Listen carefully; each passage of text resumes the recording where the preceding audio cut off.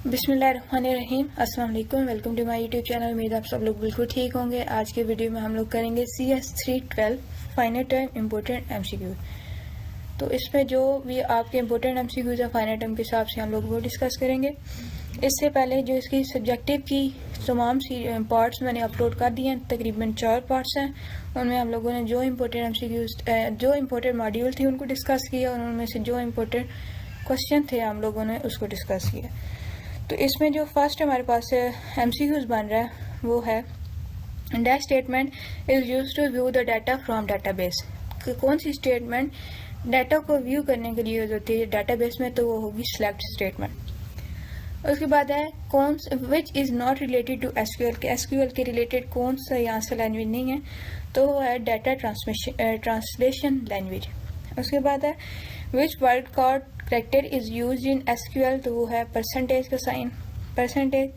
Which of the following command will be use if you want to permanently save the changing made in database, कि कौन सी command use होगी जब आपने कोई changing की है डाटाबेस में उनको परमानेंटली स्टोर सेव करने के लिए, तो वो होगी कमिट की स्टेटमेंट। उसके बाद है वेयर क्लोजर स्ट्रैक dash return as a result after execution of select command, तो वो होगा रोज। उसके बाद है सिंगल फंक्शंस वन और more argument and return values for each row return in the query, तो वो होगा 1। Which logical operator will be used in where clause of SQL statement if you want to display a list of all employees names who are earning more than 2500 and less than 5000, तो वो होगा and की statement. उसके बाद है the rollback statement in the transactional command used to save changes invoked by a transaction to the database, तो ये आपकी स्टेटमेंट करेक्ट है या फॉल्स, तो ये होगी फॉल्स।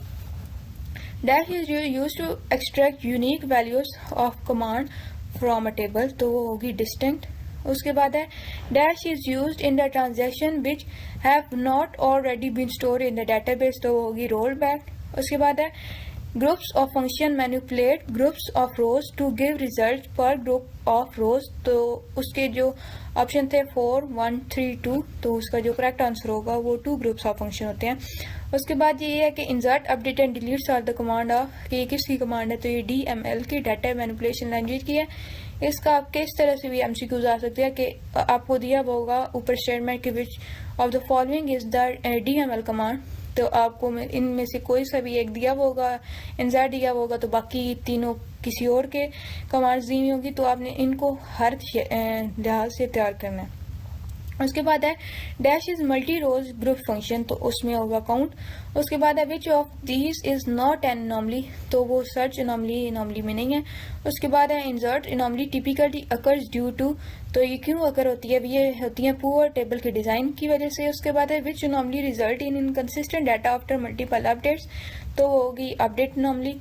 उसके बाद है first normal form focuses on, first normal form में हम टिपिकली जो मल्टीपल वैल्यूज एट्रीब्यूट होती हैं उनको रिमूव करते हैं। उसके बाद हमारे पास है which of the following is required for second normal form, के सेकंड नॉर्मल फॉर्म के लिए हमें क्या जरूरत होती है, उसमें होती है all non key value columns must depend on the whole primary key. उसके बाद है normalization is primarily used in, तो वो इंश्योर करती है लॉजिकल रिलेशनशिप्स को डाटा के एट्रीब्यूट्स के दरमियान। उसके बाद 20 है the main purpose of denormalization is, तो वो क्या होता है, ये क्यूरी की एग्जीक्यूशन जो टाइम होता है उसको डिक्रीज करने के लिए यूज होता है।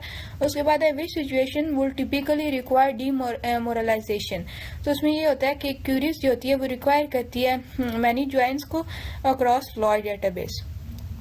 उसके बाद हमारे पास storing calculated values in a data table is an example of denormalisation. उसके बाद है what does the atomicity property ensure in a transaction, तो ये इंश्योर करता है कि ऑल ऑपरेशन एग्जीक्यूट और नन डू, के तमाम जो ऑपरेशन वो एग्जीक्यूट हो गए या नहीं हुए। उसके बाद है विच ACID properties prevent one transaction from interfering with other, की कौन सी ACID की प्रॉपर्टी होती है जो प्रिवेंट करती है कि एक जो ट्रांजेक्शन होती है वो दूसरी के साथ इंटरफेयर ना करे, तो वो होगी ऑसिलेशन। उसके बाद है what happen if the transaction violate the consistency property, तो ये होगा तो जो डाटाबेस इंटायर डाटाबेस होगा वो एक इनकंसिस्टेंट स्टेट में आ जाएगा। What is the role of update statement in SQL? तो ये जो होता है अपडेट का, वो चेंज करता है एग्जिस्टिंग रिकॉर्ड को टेबल्स में। उसके बाद है जो SQL keyword रिट्राइव्स only unique value, तो जो कौन से एसक्यूएल के कीवर्ड है जो सिर्फ यूनिक वैल्यूज को रिट्राइव करते हैं, तो वो है डिस्टिंक्ट। उसके बाद है which command removes all rows from a table but retains the structure, तो वो होगा टर्कुनेट। उसके बाद है what does a commit command do in a transaction, तो क्या करती है, ट्रांजेक्शन को सेव करती है और चेंजेस परमानेंटली करती है। उसके बाद है what is the default isolation level in most RDBMS systems, तो वो हो गया रीड कमिटेड। उसके बाद है हमारे पास एन इंडेक्स इन अ डाटाबेस, वो क्या करता है, स्पीड ऑफ डाटा रिट्राइवल। और फिर है एक composite index is created on, वो मल्टीपल ग्रुप कॉलम्स के ऊपर क्रिएट किया जाता है। उसके बाद है which join returns all rows where a match is found including unmatched rows, तो इसमें ये इनर ज्वाइन आ जाएगा। उसके बाद हमारे पास a left outer join include, इसमें क्या होता है, are rows from left table and matching rows from the right. उसके बाद है dash create, dash statement is use to view the data in database, के कौन सी डेटाबेस डाटा रिव्यू, तो उसका जो करेक्ट आंसर होगा वो सिलेक्ट होगा। और उसके बाद जो करेक्ट सेंटेक्स है इंसर्ट स्टेटमेंट का, वो क्या है कि insert into tables names value 1 value 2, ये इसका करेक्ट सेंटेक्स है। उसके बाद हमारे पास MCUs हैं, वह विच of the following covenant will be used if you want to permanently save the changes, कि आपने परमानेंटली चेंजेस को सेव करना हो डाटाबेस में, तो उसमें क्या होगा, तो वो कमिट होगा। उसके बाद है dash is use to extract unique values of column from the table, तो कौन सी यूनिक वैल्यूज को करता है, वो है डिस्टिंक्ट। उसके बाद है the dash operator in SQL work like और operator and allow the search search for a value to the given list of values, तो वो होगा in operator। उसके बाद है dash clause is used to collaborate with the select statement to arrange identical data into groups, तो वो है group by। उसके बाद है where class restrict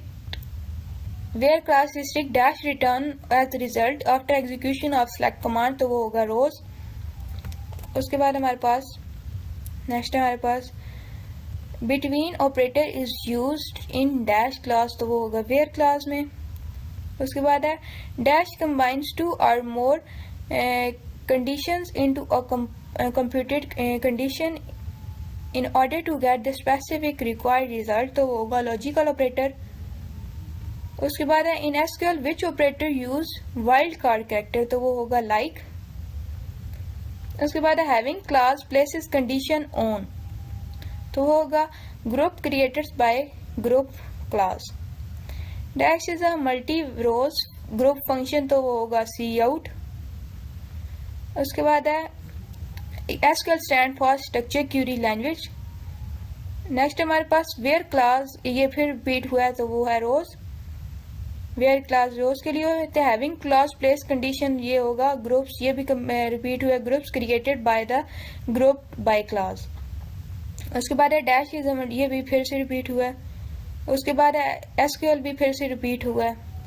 उसके बाद प्री असेसमेंट हमारे पास, एंड ये ऊपर आपको दी हुई है डायग्राम, इसमें क्या स्टाफ किसको एसोसिएट करता है, ये सैलरी किसको एसोसिएट करती है, तो वो है इधर फुल टाइम और पार्ट टाइम, उसको ये शो करती है। ये भी फिर से रिपीट हुआ है।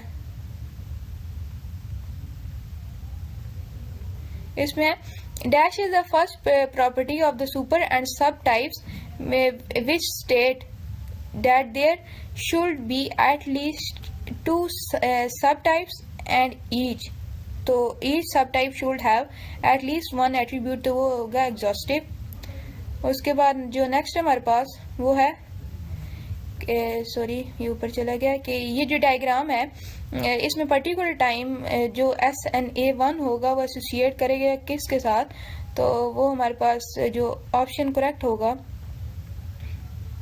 वो होगी ओनली 1 टाइम एसोसिएट करेगा। उसके बाद है every subtype maintains dash of relationships and attributes from other subtypes, तो वो होगा आइसोलेशन, ये ऊपर भी हमने पढ़ा है।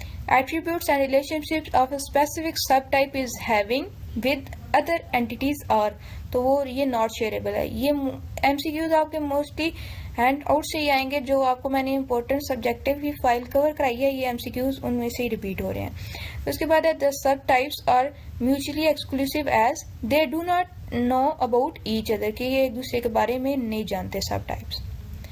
उसके बाद नेक्स्ट हमारे पास के ये फॉलोइंग डायग्राम है, इसमें रेट पर एट्रीब्यूट होता है वो सब टाइप ऑफ पार्ट टाइम का, तो ये क्या है, तो ये है हमारे पास इनवैलिड सब टाइप। उसके बाद है according to exhaustive property if a sub type has at least one specific attribute then it is considered as तो वो है वैलिड सब टाइप। नेक्स्ट हमारे पास in EERD common attributes are placed in, तो वो सुपर टाइप में place होते हैं। नेक्स्ट हमारे पास according to exhaustive property which of the following statement is correct, तो वो होगा every instance of super type is also an instance of one of the sub type. Next हमारे पास according to exhaustive property which of the following statement is correct, ये फिर से आपके पास repeat हुआ है, ये MCQs फिर से रिपीट हुए पर अभी हमने पढ़ा है। नेक्स्ट हमारे पास the entity involve in process of specialisation is consider as, तो सुपर क्लास की एंटिटी जो कंसिडर की जाएगी। उसके बाद है in the context of EERD which of the following statement is correct, तो जो sub type is drive from the super type and it can also own attributes and relationships. Next हमारे पास ये भी फिर से रिपीट हुआ है A supertype and subtype hierarchy has which of the following feature, तो वो होगा attributes are assigned at the highest logical level।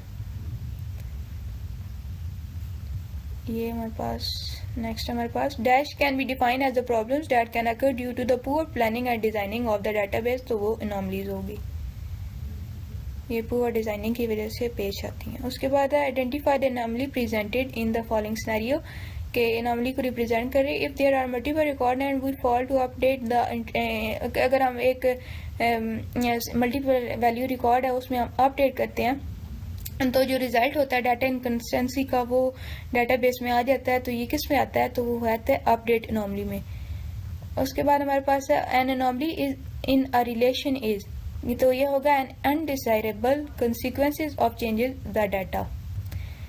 Next हमारे पास dash anomaly occurs if the data is lost due to the removal of some other data, तो वो होगा delete anomaly।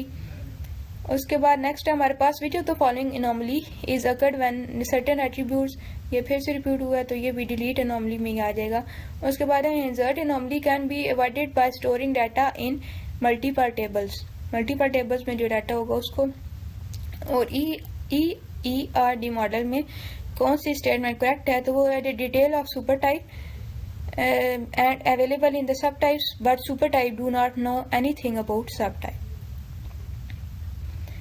इसके बाद है extended entity relationship diagrams, common attributes which are repeated among multiple entities are placed in dash and are shared with dash to avoid redundancy, तो वो supertype और subtype में आ जाएगा। उसके बाद ये हमारे पास है ये भी फिर से नहीं ये फिर से नहीं हुआ Which of the following is the extension of original entity relationship diagram model with reusability concept, तो उस पर होगा extended entity relationship diagram।